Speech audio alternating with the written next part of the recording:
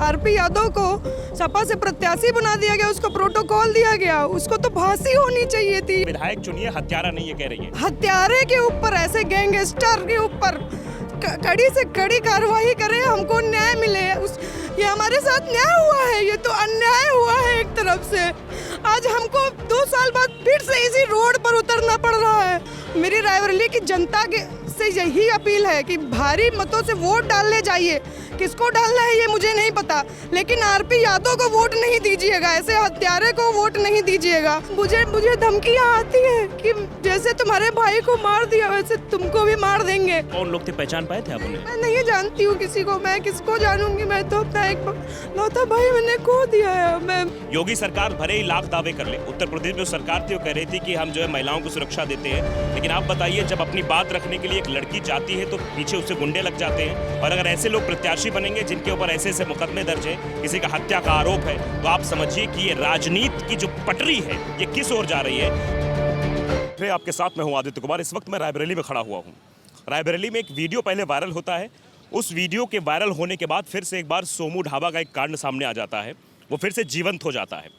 आदित्य सिंह एक लड़का है जिसकी हत्या हो जाती है, उसके बाद सोमू ढाबा पर कार्रवाई होती है और उसमें आरोपी आरपी यादव बनाए जाते हैं, जो इस वक्त विधानसभा का चुनाव भी लड़ रहे हैं रायबरेली सदर से।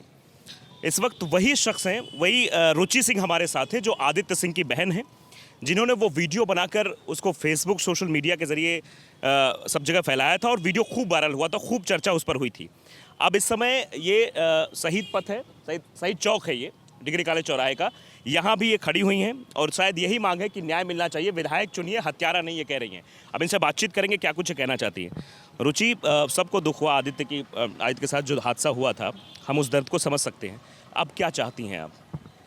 मैं बस यही चाहती हूँ कि मुझे न्याय मिले। जिस आदमी को फांसी होनी चाहिए थी, उस आदमी को आज प्रोटोकॉल पर विधायक प्रत्याशी बना दिया गया। उसको सपा से, आरपी यादव को सपा से प्रत्याशी बना दिया गया, उसको प्रोटोकॉल दिया गया, उसको तो फांसी होनी चाहिए थी। ये तो सभी जानते हैं, ये किसी से छुपा नहीं है। बस मैं यही चाहती हूँ कि रायबरेली की जनता इसको वोट ना करे, इस हत्यारे को वोट ना करे। हत्यारा गली गली पर घूम रहा है, आपके सभी बच्चों को चिन्हित कर कर वो बारी बारी से मारेगा। मेरा तो एक लौता भाई था जिसको मार दिया उन्होंने, अब पता नहीं कितने भाइयों को और मार देगा वो। बस मैं यही चाहती हूँ कि उसके ऊपर केंद्र सरकार, उसके ऊपर हत्यारे के ऊपर, ऐसे गैंगस्टर के ऊपर कड़ी से कड़ी कार्रवाई करे, हमको न्याय मिले, उसको फांसी ना होना और उसको एक प्रोटोकॉल में रखना। ये कहाँ का न्याय है बताइए आप? ये हमारे साथ न्याय हुआ है, ये तो अन्याय हुआ है एक तरफ से। आज हमको 2 साल बाद फिर से इसी रोड पर उतरना पड़ रहा है। ये मुझे मजबूर किया जा रहा है रोड पर उतरने के लिए। अपने भाई के लिए न्याय की लड़ाई मैं तब भी लड़ी थी, अभी भी लड़ ही रही हूँ। 2 साल हो गया, 2 साल से मैं लड़ रही हूँ कि उसको फांसी हो जाए, और उसको फांसी ना होने की वजह ना होना, उसको प्रत्याशी बना दिया जाता है। ये कहाँ का न्याय है, किसका न्याय है? मेरी रायबरेली की जनता से यही अपील है कि भारी मतों से वोट डालने जाइए।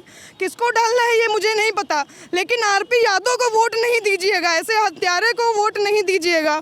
और मेरी केंद्र सरकार से ये मांग है कि हत्यारे, गैंगस्टर, ये जितने भी, इस पर कड़ी से कड़ी कार्रवाई की जाए, ताकि आने वाले समय पर ये प्रत्याशी न बने, ऐसे आदमी को प्रत्याशी जीवन में न बनाया जाए। यही चाहती हूँ मैं। ये साफ तौर पर ये एक बहन की पीड़ा है और ये कहना चाह रही हैं, बताना चाह रही हैं। पहले भी इसको लेकर कई सारे प्रोटेस्ट हुए थे जब कार्रवाई नहीं हो रही थी, कार्रवाई उसके बाद हुई, लेकिन जब एक बार फिर से वही दर्द सामने आ जाता है, वो याद करना, वो समय याद करना एक बहन के लिए, एक परिवार के किसी भी सदस्य के लिए वो पीड़ादायक होता है, उस समय को याद करना। लेकिन वो चीज़ें आज ये फील कर रहे हैं कि वो प्रत्याशी बन गया है, वो दर्द इनकी आंखों में है और वो बात हम बात करना चाह रहे हैं, लेकिन फिर भी आप देखिए किस तरह से ये आंखें नम हैं। और आज इन आंखों में योगी सरकार जो हमेशा कहती है कि हम गुंडों पर कार्रवाई करते हैं, बात करते हैं, उस भी। और कुछ कहना चाहती हैं आप योगी सरकार से, कुछ करके कि अभी तो चुनाव हो रहे हैं उत्तर प्रदेश में और ये आरपी यादव के समर्थक ये भी कह रहे हैं कि ये जो झूठ फैलाया जा रहा है इसमें आरपी कोई हाथ नहीं था। ये झूठ कहाँ से? जो 22 महीने जेल काट कर आया है, जिसको शासन प्रशासन ने गवाहों सबूतों के साथ पकड़ा है, वो क्लीन चिट कैसे? हमारे साथ पूरी रायबरेली की जनता खड़ी थी। वो भीड़ बताती है कि ये आरोपी है, वो भीड़ बताती है। मेरी बस यही मांग है कि मुझे न्याय मिले, ऐसे आदमी को फांसी मिले और इसको इसकी सही जगह पर भेजा जाए, इसको प्रत्याशी बनाया गया।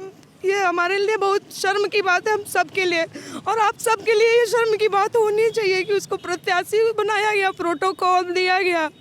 जिस तरह से वो इस तरह गलियों में घूम रहा है, मुझे डर लगता है। मुझे धमकियाँ आती है कि जैसे तुम्हारे भाई को मार दिया वैसे तुमको भी मार देंगे। ऐसी धमकियाँ मुझे किसने दी धमकी आप? ऐसी धमकियाँ मुझे आती है। मैं कोशिश कर रही थी कि लोगों के बीच में जनसंपर्क करूं, मैं जाऊं।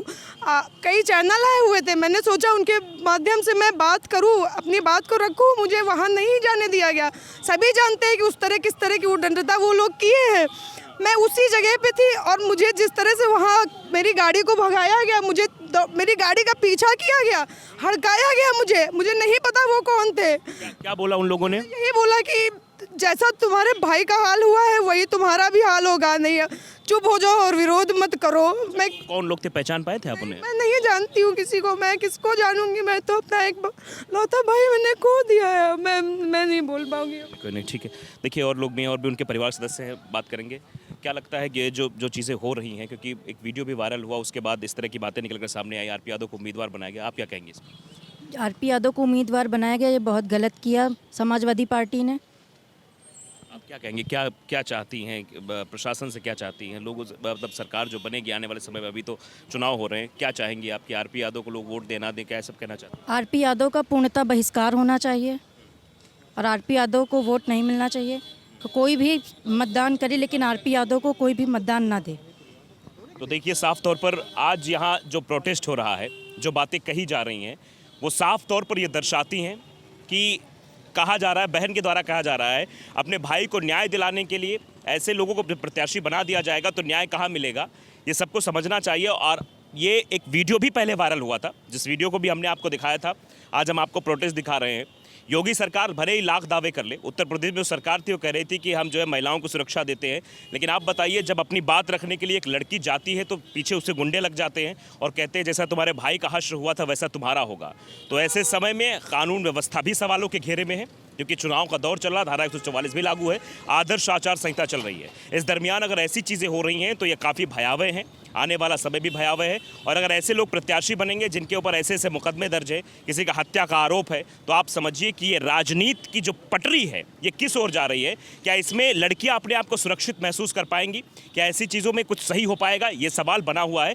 इसीलिए हम आपको ये रिपोर्ट दिखा रहे हैं, खबर दिखा रहे हैं, ताकि आप भी समझिए कि जिस तरह के क्योंकि चुनाव में अक्सर देखा जाता है और कई सारी फिल्मों में भी आपने देखा होगा। मैंने एक साउथ फिल्म देखी थी, उसमें कहा जा रहा था उम्मीदवार या प्रत्याशी उसको बनाया जाता है जिसका नाम हो, चाहे वो निगेटिव हो पॉजिटिव हो, मुकदमे दर्ज हो, ये सब हो वो सब हो, तभी वो आरोपी, तभी वो प्रत्याशी बनाया था। इसी चीज़ को लेकर आज यहाँ प्रोटेस्ट हो रहा है और न्याय की गुहार लगाई जा रही है। आगे क्या कुछ होगा क्या नहीं होगा ये वक्त बताएगा, लेकिन फिलहाल ये एक भयावह दौर है जिस दौर से ये निकलने की कोशिश कर रहे हैं, ये परिवार निकलने की कोशिश कर रहा है। वो चीज़ें नहीं याद करना चाहता, लेकिन जब भी पोस्टर सामने आता है, चीज़ें सामने आती हैं, तो फिर से एक बार जहन में ज़िंदा हो जाता है। शायद यही वजह है कि आज ये लोग प्रोटेस्ट कर रहे हैं।